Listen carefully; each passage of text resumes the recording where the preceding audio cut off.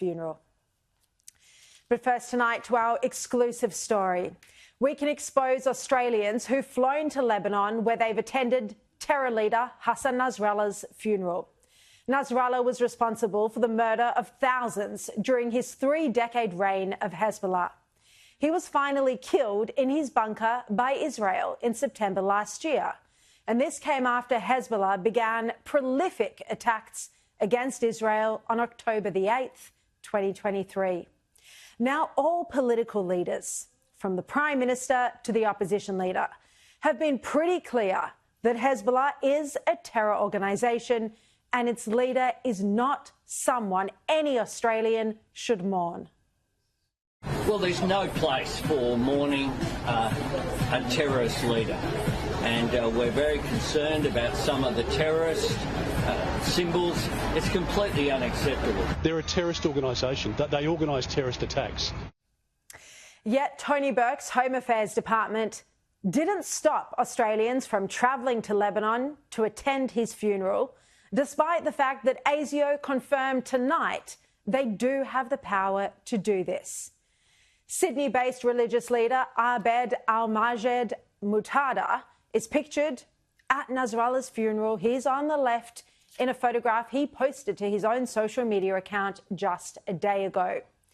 As you can see in his social media posts that I'm about to show you, he had prime seating at the funeral. He was right in front of the stage at the centre of the stadium. Now, we put questions to Abed and he told us, yes, I'm a proud Australian citizen. I flew to Lebanon to pay my respects to our beloved and esteemed clergy. So he's proudly admitting that he flew to Lebanon to attend the funeral of a terrorist leader. Now, Abed is a scout leader. He teaches Australian youth, including children, in Sydney. Now, here's another Australian, Miriam, who's posted videos where she smiles before panning her camera around to show that she's also at Nasrallah's funeral.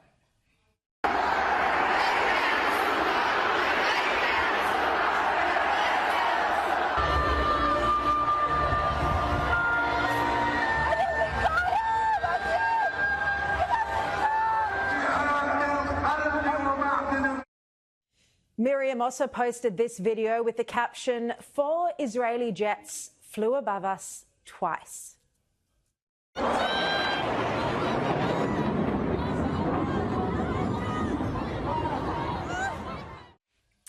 And in another post, she wrote, Sayyid Hassan Nasrallah, on a video, as you can see, of mourners touching the coffin.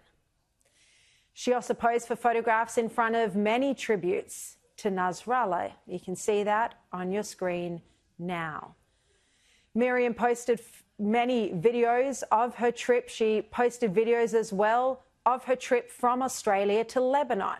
She captured herself flying to Beirut via Abu Dhabi, going to the hairdresser, going out for meals, and also at Nasrallah's funeral.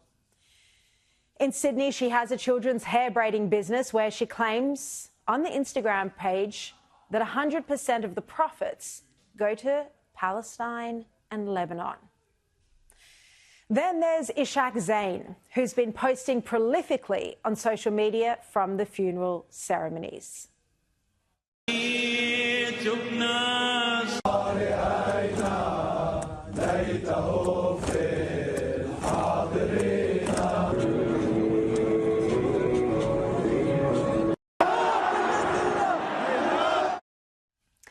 He also posted a picture with a group of men that he says are the Aussie contingent. You can see that there. He says Aussie crew.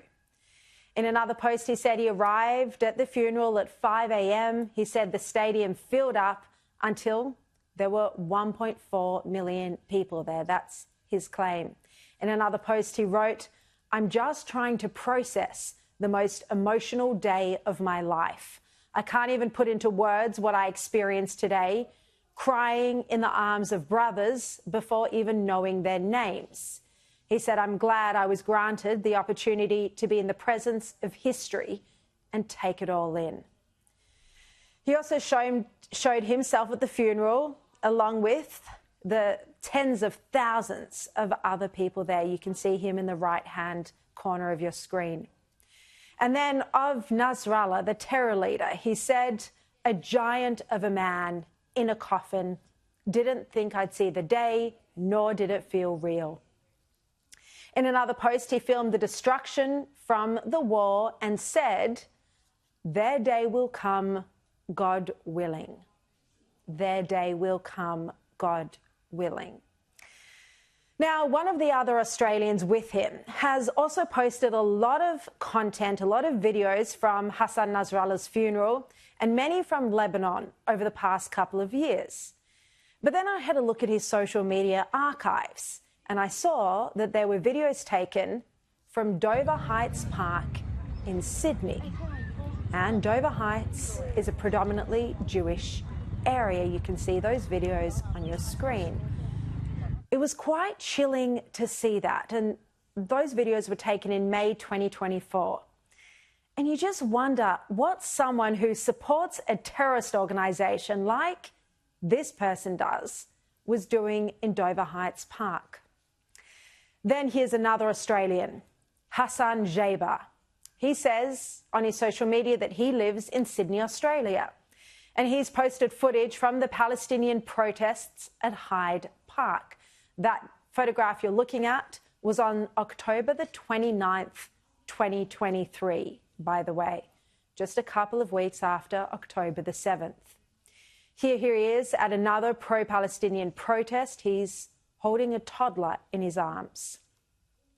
Then he shared this photograph of himself at Nasrallah's funeral, wearing a scarf with the terror leader's face on it. He also posted countless videos.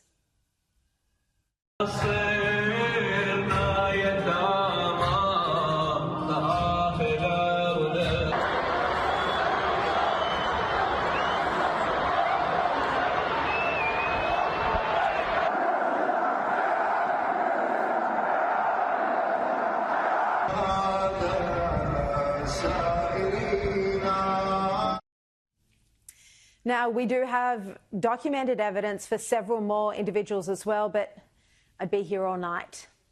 Now, let's go through this very carefully. Hezbollah is a prescribed terror organisation, and support for a terrorist organisation is banned in Australia. It's a criminal offence to openly support terrorism. There are also new hate speech laws which prohibit the waving of prescribed symbols, such as the Hezbollah flag. Now, we asked the Home Affairs Department whether this travel that I've shown tonight breaches the laws that prohibit support for a terrorist organisation in our country. We also asked Home Affairs whether they knew that these individuals were flying to Lebanon, seemingly with the explicit purpose of attending the funeral, and if so, why were they allowed to leave the country? We provided Home Affairs with the details of the social media accounts. We did this yesterday to give them time to see for themselves. As usual, we received a weak and pathetic response. Here it is. Home Affairs said the department does not comment on individuals, including travel movements or citizenship status. Anyone suspecting criminal activity is urged to contact law enforcement agencies. Now, Home Affairs and Border Force both have the power to stop people leaving the country if they suspect their involvement in terror. It's a point ASIO Director General Mike Burgess made tonight under questioning from Shadow Home Affairs Minister James Paterson. We do have the ability to do security assessments which would result in seeking the request for an individual's passport to be temporarily cancelled so they could not travel. The fact that an organisation is listed is sending a message to society that's a listed terrorist organisation, and actually there are criminal penalties for engaging with or being a member of such group. Secondly, Mike Burgess said that Australia also has the power to temporarily prevent someone from returning to our country if the authorities believe they pose a threat. There are Australians will have a right to return, but there is temporary exclusion orders that can be applied in some circumstances that would control that return in a manner which was enabled the issue to be managed effectively by authorities, including ASIO. Again, that was thanks to the excellent questioning of James Patterson. The ASIO boss then said he would be concerned if he learned that Australians were travelling overseas to participate in an event organised by a listed terror organisation. And in fact, he said it's unlawful to engage with such groups. As a security service, I'd be, regardless of whether it's listed or not, if they were going to an event where there were violent extremists or known terrorists, we would be interested as Australia's security service. President of the Australian Jewish Association, David Adler, said it was alarming that there's support for Hezbollah in Australia. He said it represented a threat to security and social cohesion. Everyone needs to understand that Hezbollah is one of the largest and most deadly terrorist organisations the world has seen, responsible for killing people in Europe, in Thailand, in South America, and many, many people in the Middle East. This man, Nasrallah, has the blood of thousands on his hands. Now, I spoke to James Patterson about this issue, and he said that no Australian citizen or visa holder should mourn the death of a terrorist like Hassan Nasrallah, let alone attend his funeral. Here's what James Patterson told me today. He said Tony Burke should explain why these people were allowed to travel to an event organised by a listed terrorist organisation and whether he'll use the powers available to him to block their return to Australia. This is James Patterson. He said if they are non-citizens, their visas should be cancelled without hesitation. If they are citizens, they should be immediately investigated for associating with Hezbollah, which is a serious terrorism offence under the Commonwealth Criminal Code. He said we must send a strong message that there's no place for terrorist sympathisers in Australia. Now, this is all deeply worrying. These are people who've been living in Australia, who clearly have a strong level of emotional support for a terrorist organisation. Some of them, even the men, spoke about crying at that funeral. Now, this is all part of the reason why social cohesion in our country is now crumbling.